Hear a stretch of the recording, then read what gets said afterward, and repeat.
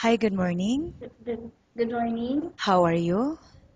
I'm fine. Welcome to Find Your Mate.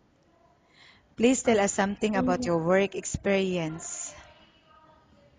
I have been work here 4 years, 4 years since 2009, and I'm working as a housemate. Okay, and what is the nationality of your employer? Lokal, Arab. Okay, and can you tell me what are your duties and responsibilities?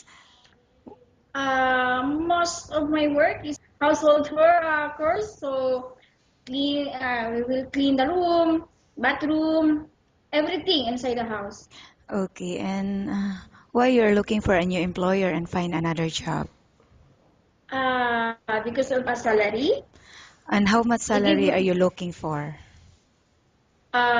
maybe 1,008 up. Okay, but are you willing to negotiate your package with your employer? Yeah. Oh, yeah. Okay, are you married or Yes. single? I'm single. Do you have kids? No, I'm Okay. single. Okay. I will now ask you questions about different situations you may encounter while on the job, okay? Uh, If the baby is non-stop crying, what will you do? I will sing and then I will teach her how to stop crying. Okay. If the baby got sick and the employer is not in the house, what will you do?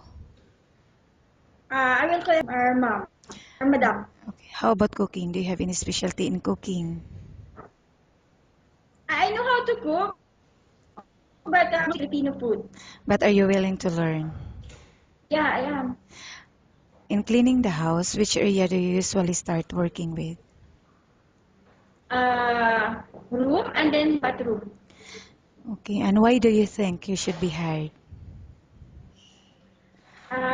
Because I'm a trusted person and hardworking.